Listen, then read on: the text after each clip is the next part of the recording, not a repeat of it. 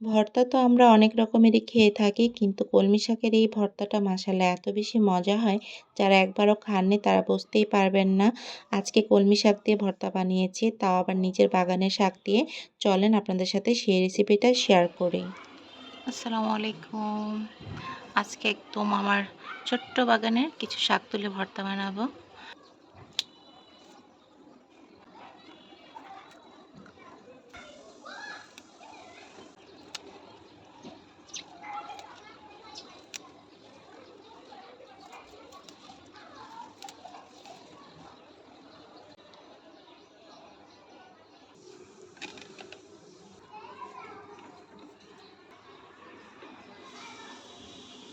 শাক তুলে আমি কেটে ধুয়ে রেডি করে নিয়েছি। এখন চুলার প্যানের মধ্যে দিয়ে দিচ্ছি। সিদ্ধ করে নেয়ার জন্য এতে দিয়ে দিতে হবে সামান্য একটুখানি পানি। পানি দেওয়ার পরে দিয়ে দিব পরিমাণ মতো একটু লবণ। এখন এটাকে ৩ থেকে ৪ মিনিটের মতো ঢেকে সিদ্ধ করে নেব। অতিরিক্ত সিদ্ধ করবেন না, তাহলে শাকের রংটা কিন্তু নষ্ট হয়ে যাবে। ৩ থেকে ৪ মিনিট পরেই কিন্তু শাকটা সিদ্ধ হয়ে যাবে। আর পানিটাকে একটু শুকিয়ে আমি সিদ্ধ করে নিয়েছি। এখন ওই কড়াইতে আমি দিয়ে দিচ্ছি ১ টেবিল চামচ সরিষার তেল আর সাথে দিচ্ছি ৫-৬টা শুকনো মরিচ।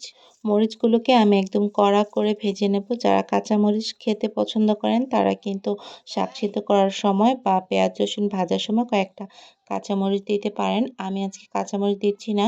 শুকনো মরিচ দিয়ে ভর্তাটা বানালে বেশি মজা লাগে। তারপর দিয়ে দিয়েছি আস্ত একটা রসুন আর ৩টা পেঁয়াজ, এগুলোকে কুচি করে দিয়েছি আর দিয়ে দিচ্ছি পরিমাণ মতো আরও একটুখানি লবণ। এখন সবগুলোকে একদম ব্রাউন করে ভেজে নিতে হবে। রসুনটাকে ভালো করে না ভাজলে কিন্তু এর কাঁচা একটা গন্ধ থেকে যায়, তাই অবশ্যই ভালো করে ভেজে নিতে হবে। যারা ভর্তা খেতে পছন্দ করেন তাদের জন্য আজকের রেসিপিটা। আর তারা কিন্তু অবশ্যই আমার ভিডিওতে একটি লাইক দিয়ে কমেন্ট করে যাবেন কেমন লেগেছে আজকের রেসিপিটা। পেঁয়াজ রসুন মুচমুচে করে ভাজা হওয়ার পরে এখন আমি দিয়েছি বেশ কিছু ধনিয়া পাতা। আপনারা চাইলে দেশি ধনিয়া পাতাটাও দিতে পারেন। আমার হাতের কাছে এই ধনিয়া পাতাটাই ছিল, তাই আমি এটাই দিয়েছি। তারপর সিদ্ধ করে রাখা শাকগুলো দিয়ে এখন আরও বেশ কিছুক্ষণ ভালো করে ভেজে নিতে হবে, যেন শাকে থাকা যে পানিটা থাকে সেটা ভালো করে শুকিয়ে যায়। যারা ভর্তা খেতে পছন্দ করেন তারা কিন্তু অবশ্যই একবার এই ভর্তাটা ট্রাই করবেন। ইনশাল্লাহ অনেক বেশি ভালো লাগবে আপনাদের কাছে। এখন আমি সবগুলো উপকরণ একসাথে দিয়ে ব্লেন্ড করে নিয়ে আসব। আপনারা চাইলে এই ভর্তাটা বাটনা কিংবা পাটার মধ্যেও বানাতে পারেন। তাতেও কিন্তু ভর্তাটা অনেক বেশি মজা লাগে। তো আমি ব্লেন্ড করে নিয়েছি আর মাশাআল্লাহ দেখেন ভর্তাটা কিন্তু দেখতে অনেক বেশি লোভনীয় লাগছে। আজকের রেসিপিটা ভালো লাগলে আমার চ্যানেলটা সাবস্ক্রাইব করে আমার পাশে থাকার অনুরোধ রইলো।